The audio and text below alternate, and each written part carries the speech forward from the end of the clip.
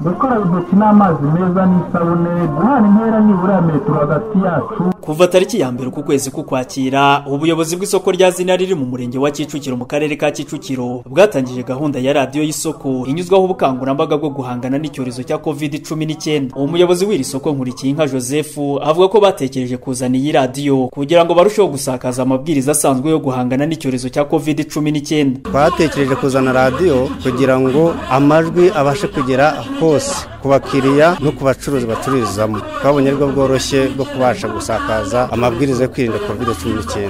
Abacururiza muri iri soko bavuga ko iyi radiyo bafitiye akamaro kuko ibakebura iyo badohotse ku mabwiriza yo kwirinda COVID-19 ndetse ngo n'ababagana bakabageraho bubahirije ayo mabwiriza. Ntabwo biba ari buri gihe, ariko niyo wibagiwe urumva nk'uko ivuze uhita wibuka ko wadohotse. N'abakiriya baza bangana bahangiraho message bamaze kumva niba ari intera yiyemeje kuyitanga, intoki zikarabye, ukabona ko ari ikintu kiza cyane. Umuhuzabikorwa w'urubyiruko rw'abakorerabushake mu murenge wa Kicukiro Musengiyoze Jean de Dieu nawe avuga ko iyi radiyo yabafashije mu mirimo yabo ya buri munsi yo kwibutsa iyubahirizwa ry'amabwiriza yo kwirinda COVID-19 muri iri soko. Hari ibitaragendaga neza, ariko ubu ngubu birimo biragenda neza, bamaze kugenda babyumva kuko iradufasha mu kubakangurira buri kanya wanatambuka nawe ukababwira ugasanga barabizi. Umunyamabanga nshingwabikorwa w'umurenge wa Kicukiro Mukandahiro Hidaya nawe ashima uruhare rw'iyi radiyo mu bukangurambaga bwo guhangana na COVID-19 agashishikariza n'abandi bafatanyabikorwa kugira uruhare mu guhashya iki cyorezo. Hariya mu isoko rya Ziniya ni ahantu bahurira abantu benshi, ari abahahahira, ari abahacururiza, ari abandi bahaza. Wabonye ko hari urujya n'uruza. Guha rero ubutumwa abantu bangana kuriya buriye butanze ubutumwa bugera nanone ku bantu benshi. Nanabashimira cyane abayobozi b'isoko rwose baramfashije kuba nari basabye mu gihe gito bagahita babikora. Icyo nashishikariza rero n'abandi bafatanyabikorwa, buri wese mu bushobozi afite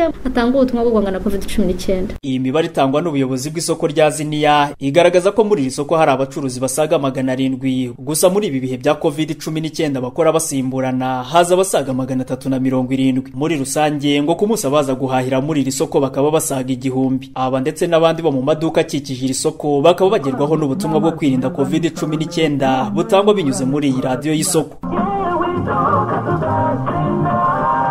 Inosa Habumugisha, Radio Salusi mu murenge wa Kicukiro mu karere ka Kicukiro.